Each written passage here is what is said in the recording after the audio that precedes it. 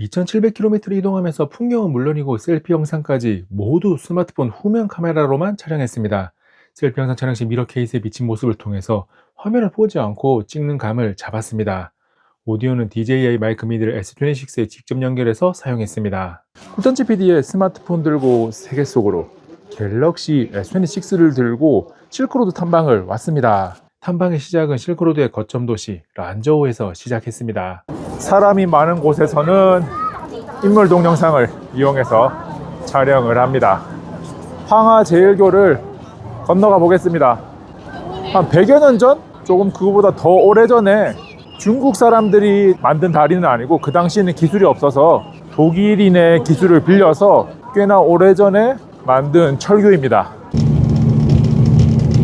후면 카메라로 셀피 영상을 찍으면 또 하나 좋은 점은 광각렌즈뿐만 아니라 초광렌즈까지 활용을 할 수 있다는 건데, 꽤나 품질이 좋은 영상을 이렇게 넓게 초광렌즈를 이용하면 담을 수 있다는 거, 이것도 매력적입니다. 햇빛이 강하게 비추고 있는데 이쪽에 보이는 굴 속은 지금 시커멓게 보이지 않죠. 이 굴 속으로 카메라를 가져갔을 때 빠르게 잡는지도 보겠습니다. 오, 내부 잘 보이네. 오, 내부의 모습을 찍고 있는데 이쪽에 햇빛이 보이는 부분은 좀 노출이 넘치네요. 잠시 넘치지만 노출을 잡는데 이 정도의 시간이 걸린다.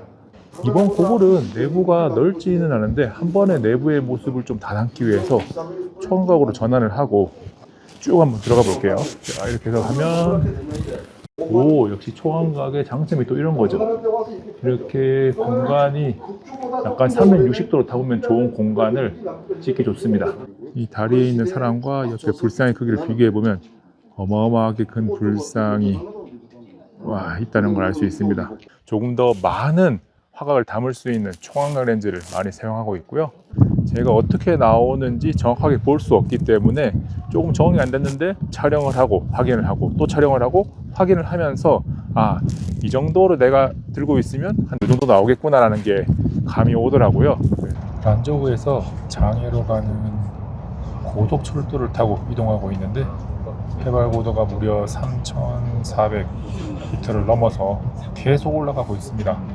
굉장히 높은 곳을 지나가다 보니까 앞사 풍경을 보면 짜잔, 눈산이 보입니다. 3배줌으로 당겨서 눈산을 조금 더 가까이 볼게요. 기차가 터널 안으로 들어왔는데 터널 안에서도 계속 올라가고 있습니다. 빈곳 하나는 얼음처럼 날카로운 모양으로 깎여진 이런 뜻을 가지고 있고요. 4K 60프레임 촬영을 하면서 계단을 계속 올라가고 있습니다. 해발 고도를 확인해 보니까 이곳이 한 2000m 정도밖에 안 되는데 생각보다 숨이 조금 찹니다. 우리나라에 있는 산으로 치면 한라산이나 지리산 정상 정도보다 아주 약간 높은 정도인데 계단 때문인가 숨이 조금 차오르고 있습니다. 경사가 엄청 심한데 또 안 가볼 수 없고 가보겠습니다. 스마트폰을 비롯해서 모든 카메라가 수평 떨림보다는 수직의 떨림을 잡는 게 가장 힘든 기술이라고 하더라고요. 끝이 아니네. 끝인 줄 알았는데 이만큼 계단이 또 있어요. 그래도 이 먼 길을 와서 안 올라가 볼 수가 없으니까 전망대라고 불리는 곳 올라가 보겠습니다. 자연의 신비로움이 굉장한데 잠시만요. 숨 좀 고르고 이야기를 좀 이어가겠습니다. 제 숨소리와 함께 주변 모습을 좀 담아 볼게요.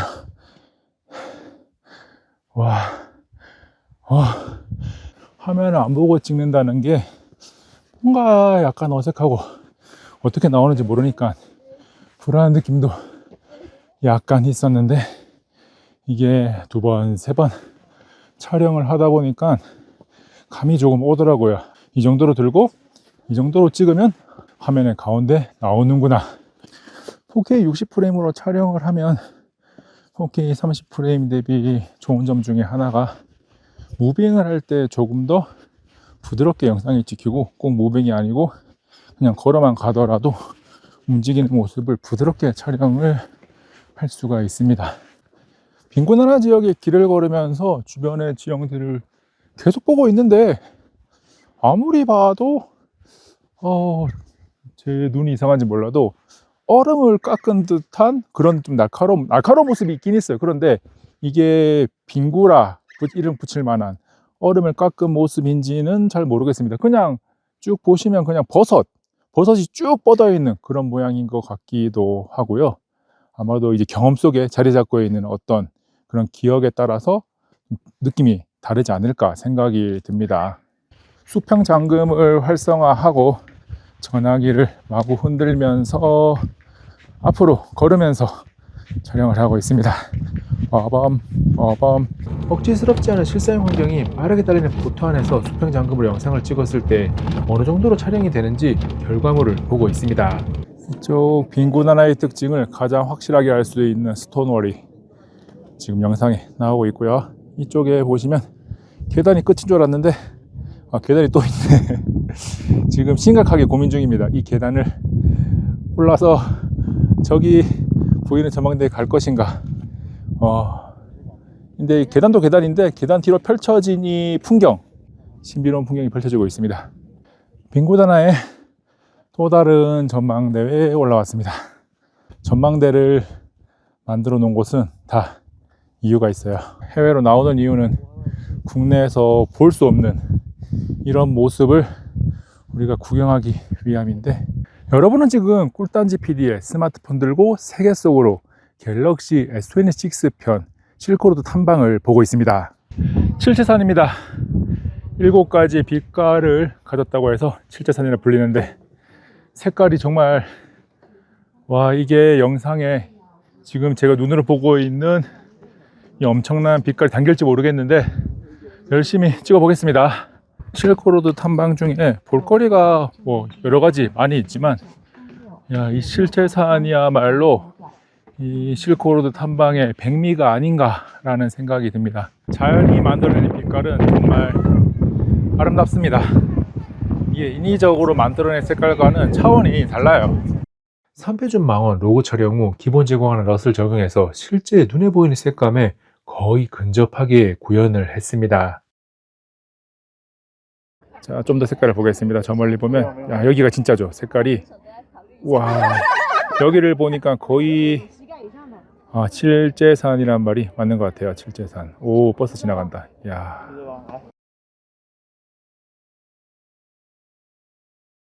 이곳이 왜 칠제산인지 확실히 알 수 있는 색깔입니다. 어떻게 바위가 이런 색깔이 날 수가 있나, 산이. 가장 다양한 색깔이 보이는 장소에서 삼해준 망원 로고 촬영 후 실제 눈에 보이는 느낌을 최대한 구현한 모습입니다. 자동 촬영한 영상과는 약간의 색감 차이가 있습니다. 칠제산이 다양한 색깔을 보는 곳이기도 한데, 지금 보는 것처럼 우리가 흔히 볼 수 없었던 어떤 독특한 지형을 볼 수 있는 곳이기도 합니다. 마치 사람이 일부러 조각해 놓은 듯한 느낌도 납니다. 이게 약간 진흙이 흘러내리는 느낌? 그런 것도 있고요. 잠깐 후면 카메라로 셀피로 뒤로 들고 가보겠습니다. 제가 이 걷는 모습의 느낌을 한번 전달해 보겠습니다. 저 위에 당겨서 보면 이 황금 두꺼비와 낙타가 있다는데 로고 촬영을 하고 있습니다. 이렇게 셀피 영상을 후면 카메라 촬영할 때 생기는 또 하나의 장점이죠. 후면 카메라가 아무래도 전면 카메라보다는 기능적으로나 품질 면에서나 모든 거에 다 앞서기 때문에 그런 것들을 100% 이용할 수 있다는 장점이 찍어보면 굉장히 커요. 실크로드 탐방 4일차에는 명나라 만리장성의 서쪽 끝이자 실크로드의 핵심 관문인 가욕관을 찾아갔습니다. 가욕관은 웅장한 성벽과 역사적 위용을 자랑하며 천하 제1운관으로 불리기도 하는 명성에 걸맞게 동서양 문화교류의 수호자 역할을 했던 성체입니다. 분당 나이트 마켓. 화려하다. 사람이 많은 곳에서는 인물 동영상으로 주변 풍경이 좀 흐리게 나와서 아쉬운 감이 있긴 하지만 본인이 주인공이 돼서 찍히기에는 가장 좋습니다.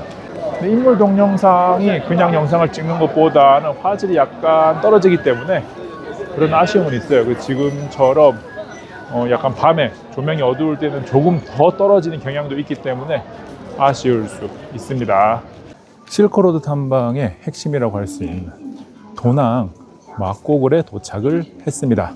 사막의 미술관이라 불리는 도낭 막고글은 천년의 세월 동안 조성된 수많은 불상과 정교한 벽화를 통해 동색 문명이 교차하며 꽃피운 찬란한 불교 예술의 정수를 보여주는 세계 최대 규모의 석굴 사원군입니다.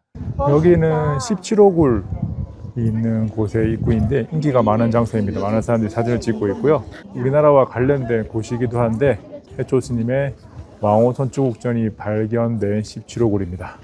여기가 도낭 막고글의 랜드마크 국춘복탑. 거대한 산에 마치 양각으로 작품을 만들어 놓은 그런 느낌입니다.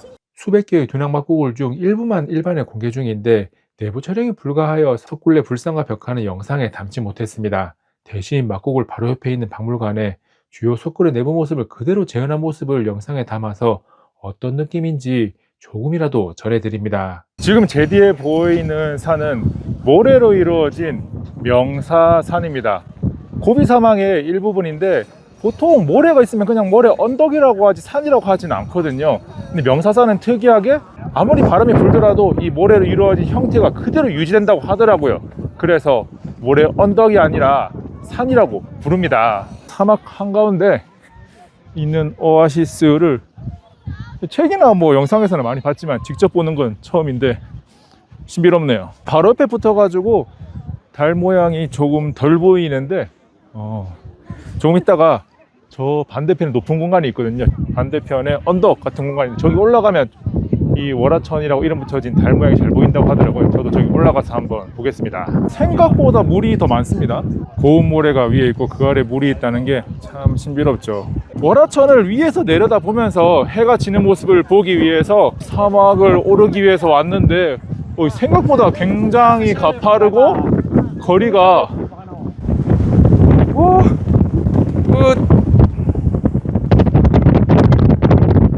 힘겹게 올라오니 와 고비 사막이 이 고비 사막의 곡선이 정말 아름답습니다. 그리고 산배즘으로 당겨서 보면 조금 더 잘 보입니다.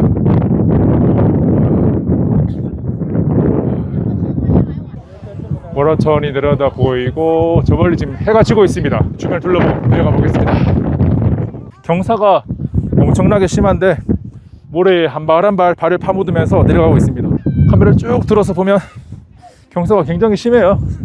지금 저기 옆에 썰매를 끌고 내려가는 사람들도 있고요. 올라오는 게 힘들고 내려가는 것도 만만치 않은데 참 잘 왔다는 생각이 드는 장소입니다. 이 사막은 우리나라에서는 볼 수가 없으니까 해외여행을 나와서 분명히 볼만한 포인트가 맞아요. 명사산, 모래산을 내려가면서 일몰을 보고 있습니다. 이게 얼마나 발이 푹푹 빠지냐면 이런 느낌이에요. 지금 내려가는 모습을 찍어보면 약간 우와 이렇게 빠지는 것. 우와 모래 언덕 꼭대기를 15배 줌으로 당겨보니까 바람에 모래가 날리는 모습이 찍힙니다. 디지털 줌이다 보니 사실은 조금 떨어지지만 바람이 많이 불고 있다는 것을 알 수가 있습니다. 명사산에서 나가기 위해서 전동 카트를 타고 가고 있습니다. 낙타 신호등이네. 여기 방금 지나간 신호등이 낙타와의 교차로 신호등입니다. 아침 일찍 사막에서 해가 뜨는 것을 보기 위해서 명사산에 다시 한번 찾아왔습니다. 아직 해가 떠오르기 전이고 달이 떠 있습니다. 여명이 점점 붉게 밝아오고 있고요. 지금은 고비 사막에서 떠오르는 해를 보고 있습니다. 이제 해가 제법 많이 떴습니다. 주변의 풍경도 살펴보겠습니다. 와, 해를 보러 오신 분들이 꽤나 있어요. 아침 해가 떠오른 고비 사막의 모습을 보고 계십니다. 제가 처음 도착했을 때 꽤나 조용했는데 지금은 사람이 제법 많아졌습니다. 이게 곡선의 아름다움이 너무 마음에 들어서 계속 영상을 찍고 있습니다. 기회가 된다면 고비 사막 꼭 한번 와보시기 바랍니다. 떠오르는 해와 저물어가는 달을 한 번에 봤습니다. 신장 위구르 자치구의 투르판에 있는 화염산에 왔습니다. 투르판은 해발 고도가 바다보다 낮아서 겨울에는 춥고 여름에는 매우 더운 분지 지형을 가지고 있는데 한여름에는 50도, 60도까지도 올라간다고 하더라고요. 화염산, 지형적으로도 불타는 모습, 그리고 이 분지 지형의 어떤 열기가 이 산으로 다 모여서 화염산 이렇게도 부르고 있고요. 서유기에서 등장하는 주요 장소이기도 합니다. 스마트워치의 해발 고도계를 확인해 보니까 제가 지금 화염산을 바라보고 있는 이곳이 마이너스 50m입니다. 아직 오전 시간인데 벌써부터 뜨거운 햇빛이 내려지면서 와, 더워요. 4월인데 한여름에 와 있습니다. 이쪽에 89도씨 적혀 있는데 화염산인데 실제로 89도씨가 되는지 모르겠지만 한 60도, 70도까지는 올라간다고 하더라고요. 초대형 여의봉도 볼 수 있습니다. 저 여의봉은 그냥 여의봉이 아니고 온도계예요.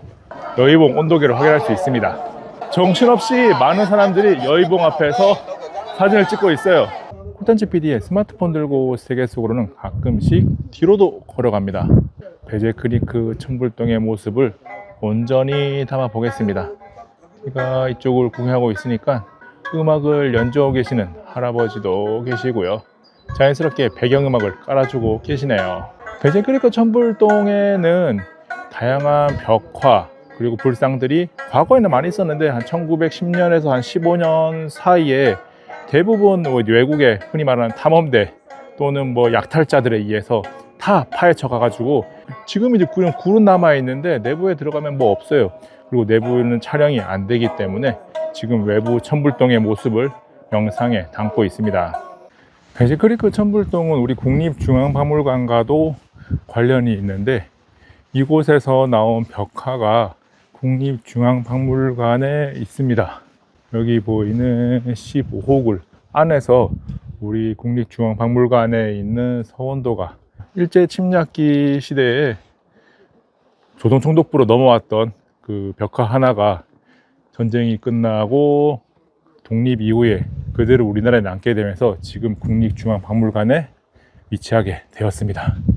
이제 베제크리크 천불동을 구경을 하고 다음 장소로 이동을 하기 위해서 다시 위로 올라가고 있습니다. 투르판 교화고성에 도착을 했습니다. 투르판이 있는 신강 위구르 자치구는 이제 과거에 서역이라 부르던 지역인데 서역에 36개국이 있던 서역 36국 시대에 투르판에는 교화 고창 2개국이 있었고 이곳은 교화국이 있던 자리입니다. 지금 35도라서 조금만 걸어서 숨이 차서 제가 약간 헐떡거리고 있습니다. 교화고성은 토성이니까 모든 곳이 다 흙으로 이루어져 있는데 이곳은 비가 워낙 안 오는 지역이니까 이렇게 이 정도로 보존이 될 수가 있는 거죠. 곳곳에 보이는 구멍 흔적들이 사람이 살던 곳인데 흙을 파내고 그 안에 이제 사람이 살면서 나무로 문을 해놓기도 하고 지금은 나무는 다 떼가서 없고 돌과 흙만 남아 있습니다. 원래 높은 데니까 밑을 파가지고 워낙 지형 자체가 높은 곳에 있다 보니까 아래쪽으로 땅을 파서 시설을 이용을 했는데 이곳은 넓게 파져 있죠. 관저입니다. 교화고성에서 가장 높은 곳 전망대가 만들어진 곳에 왔습니다. 자, 남아있는 유적지의 모습을 볼 수가 있고요. 1000여 년 전에는 이곳에 한 3만여 명이 살았다고 합니다. 저 멀리 유네스코 마크인가? 확대해봐야지. 유네스코 마크 15매줄 확대해보니까 저 멀리 여기가 세계문화유산에 맡는 마크를 세워뒀네요. 투르판 덥습니다. 온도가 35도까지 올라갔고요. 와, 여기 여름에 어떻게 살아가는지 와, 정말 의문입니다. 교화고성에 이어서 투르판의 고대수로 시설인 카레즈를 찾아갔습니다. 천산의 눈 녹은 물을 증발 없이 도심으로 끌어오기 위해 조성된 지하수로 시스템인 카레즈는 척박한 사막 환경에서 투르판 오아시스 문명을 가능하게 만들었습니다. 수직으로 구멍을 뚫은 다음에 안으로 들어가서 아래쪽에서는 또 수평으로 수로를 뚫습니다. 신강 위구르 자치구의 주도라고 할 수 있는 우르무치에 도착을 해서 첫 번째 장소로 천산 천지 풍경구에 왔습니다. 우르무치 지역은 다른 중국 지역과 다르게 쭉 보시면 표시되는 언어부터 다릅니다. 셔틀버스를 타고 한 40분 정도 올라가 보겠습니다. 꽁꽁 얼어있는 호수도 볼 수 있는 천산의 천지입니다. 천지하면 우리는 백두산 천지가 가장 먼저 떠오르는데, 이곳 천지는 화산 폭발로 생긴 그런 호수는 아니고 산사태가 심하게 일어나면서 한쪽을 산사태 일어난 흙과 돌이 막으면서 가운데 파인 부분에 물이 채워지면서 생긴 호수입니다. 저 멀리 설산이 보이고 얼어붙은 호숫가인데, 그래도 4월이라서 내려지는 햇빛은 따사로움을 넘어서 조금 뜨거워지고 있어요. 와, 제 키보다 훨씬 큰 설벽이 있습니다. 보이시죠? 제 키보다 훨씬 커요. 버스를 타고 케이블카를 타러 이동 중입니다. 으쌰! 오호! 케이블카를 타고 올라오니까 또 다른 세상이 펼쳐지네요. 봄에서 다시 겨울로 넘어왔어요. 저 밑에서 보고 올라왔던 천산 천지도 보이고요.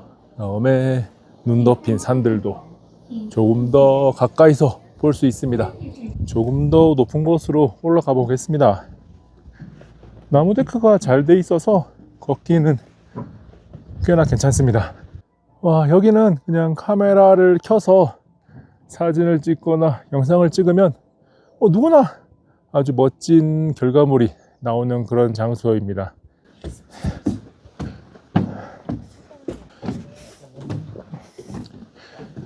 그래도 한 3050m, 한 3100m 되는 곳이다 보니까 계단을 끝없이 오르니까 숨이 차요. 전망대다. 과연 어떤 풍경이 펼쳐질지.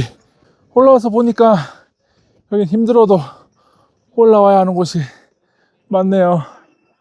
야, 산부터 호수 주변의 풍경이 정말 아름답습니다.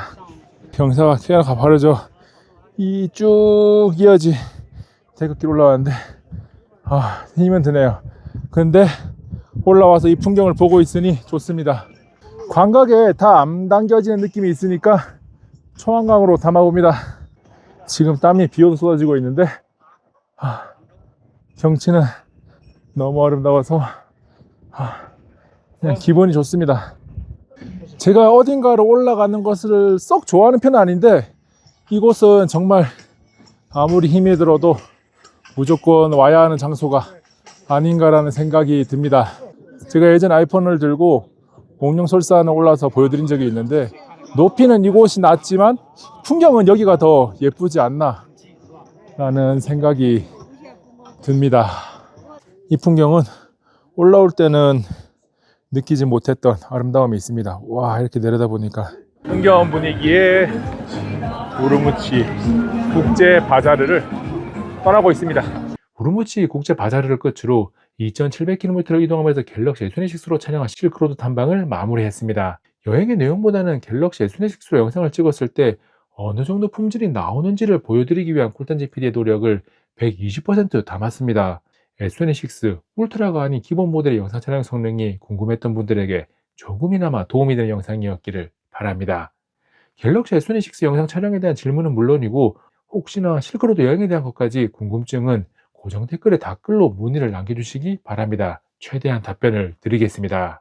모든 영상을 후면 카메라로 촬영한 꿀단지 PD의 스마트폰 들고 세계 속으로 갤럭시 S26 편은 여기까지입니다. 안녕.